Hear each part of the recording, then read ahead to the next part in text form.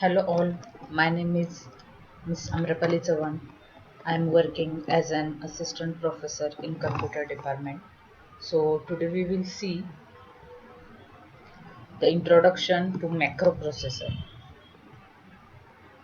So in system programming, the macroprocessor is different concept than microprocessor. So we will see now what is macro and what is macroprocessor. So macro is instructions are single line abbreviations and it is used for a group of instructions. So to denote the group of instructions you can use the single abbreviation using macro.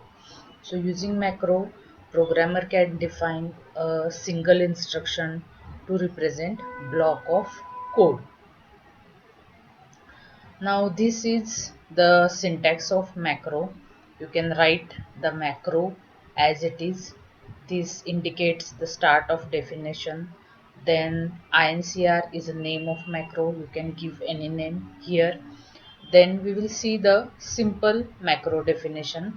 Here add 1 comma data, add 2 comma data and so on, and add 3 comma data. These are some example instructions or sequence of instruction to be abbreviated, and end is nothing but the end of definition, or you can say the end of macro.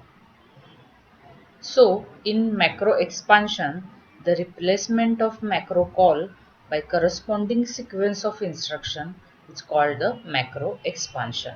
So macro expansion is nothing but the expansion of that abbreviation which we are going to use for the sequence of instruction to be abbreviated. Now we will see the example of this macro instruction. Here you can say here you can see the instruction set a1 comma data, a2 comma data, a3 comma data. Here a is nothing but add instruction. So a1 comma data means add content of data to register 1. Similarly in register 2, register 3, and so on. The some instruction set will be here. These are the different type of instruction. Then again these three instructions are repeating in the same program. As you can see here, the add 1 comma data means add the content of data to register 1. Similarly in register 2 and register 3, that is add 2 comma data, add 3 comma data. Then again some instruction will be here, and again data direct constant F5 means instead of data we can use this constant 5. So in the above program the sequence of a1 comma data, a2 comma data, a3 comma data occurs twice. So we can use the single abbreviation for these 6 lines. So as I can told you, in above program this sequence of instruction occurs twice. So a macro facility permits us to attach a name to this sequence and use this name in its place. So the definition is terminated by a line with m end or macro end, and this m end is nothing but the p pseudocode. So you can see the macro definition here. As I told you, the start of definition is with macro, then macro name, then sequence of instruction to be abbreviated, and then m end, that is macro end. So macro expansion is macro name with the set of formal parameters is replaced by some code. Then lexical expansion. So in lexical expansion, the replacement of character string by another character string during program generation. And semantic expansion means it is a generation of instructions tailored to the requirements of specific usage. So these three type of expansion will be there in macro. Now we will see there are two ways of specifying the arguments to a macro call. First argument is positional argument. The arguments are matched with the dummy arguments according to order in which they appear. So for example, here you can see INCR is macro name A, B, C. So A can be replaced as the first dummy argument, B can be replaced as second dummy argument, and C can replace as third dummy argument.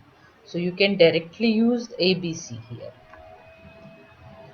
Next type of argument is keyword argument. This allows reference to dummy argument by name as well as by position or memory address.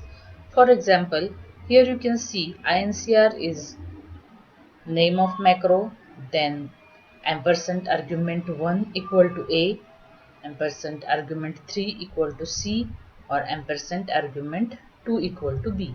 So you can use ABC instead of this ampersand argument 1, 3 or 2.